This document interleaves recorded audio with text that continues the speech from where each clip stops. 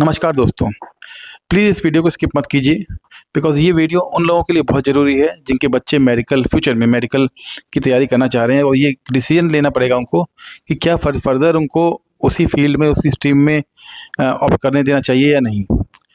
दोस्तों, ये गवर्नमेंट का एक डिसीजन आया है जिसमें उन्होंने कहा है कि पीजी की सीट्स के लिए परसेंटाइल 0 कर दिया है। 0 मतलब कि अगर 100 बच्चों ने एग्ज़ाम दिया और आपकी रैंक 0 है, मतलब लास्ट है वो आप, तो भी आप पीजी की सीट्स के लिए एलिजिबल हो। नंबर जो भी है उसको -40 आए, दैट इज़ डिफरेंट थिंग, पर परसेंटाइल 0 है, यानी कि जब जिसने एग्ज़ाम दिया और उसकी लास्ट रैंक भी आई है, तो भी वो पीजी की सीट्स को उठाने के लिए एलिजिबल है। वेल पहली बात तो मुझे ये समझ नहीं आती कि एमबीबीएस करने के बाद किसी का -40 स्कोर कैसे आ सकता है।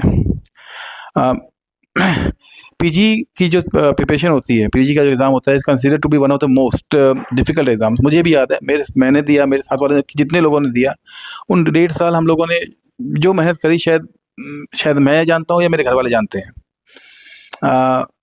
मेरा क्या स्कोर आया वो छोड़िए बात को, वो बहुत पुरानी बातें हैं।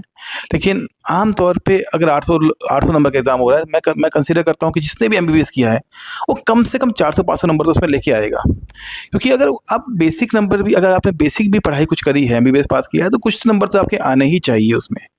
How can a candidate can score 200 number, 150 number, 100 number, 0 number, -40? खैर, हो सकता है।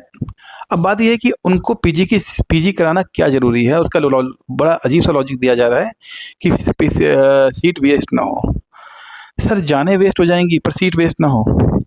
आप -40 के नंबर के या 0 नंबर के या 100 नंबर के बच्चे को आप पीजी करा रहे हैं। पीजी मतलब एमबीबीएस तो एक बार को समझ में भी आ सकता है कि एक समाज में एक बेसिक डॉक्टर की ज़रूरत है, एमबीबीएस आपने करा दिया। हालाँकि उनमें स्कोप कम है, पर जब भी वो जाके अपनी सेवाएँ देंगे और पेशेंट भी जब एमबीबीएस डॉक्टर के पास जाता है, तो वो सोच के जाता है, ठीक है, कुछ दिक्कत ज़्यादा होगी तो मैं स्पेशलिस्ट के पास चला जाऊँगा।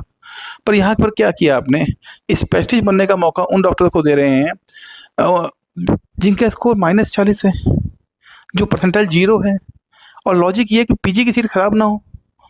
सर, पीजी की सीट्स अगर खराब हो गई तो क्या दिक्कत है? और दोस्तों, पिछले कुछ समय से जब से ये सीट रेगुलर बढ़ी जा रही है, मतलब अगर मैं एक छोटा-सा एग्ज़ाम्पल दूँ आपको, तो जिस समय हमने एमबीबीएस किया, मैं सन 2000 की बता रहा हूँ, उस समय सीट्स कुल जमा 20-25 हज़ार सीट होती थी एमबीबीएस की, और आज वो सीट्स 1.25 लाख 1.5 लाख सीट्स हैं। पीजी की सीट की बताऊँ तो कुल जमा करीब-करीब 8-9 हज़ार सीट होती थी पीजी की, जो कि आज 60-70 हज़ार है।